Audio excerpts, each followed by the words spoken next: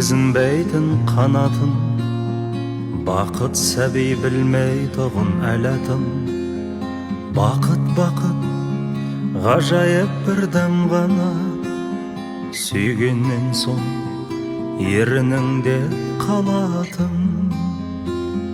Бір құдірет бізді өмірге жолдайды, біз өмірде түсінбейміз ол қайғы. Туа салып таудай бақыт күтіміз, ал шынында бақыт үлкен болмайды. Бақыт үлкен болған емес шынында, ал қайғының кішкентайы болмайды.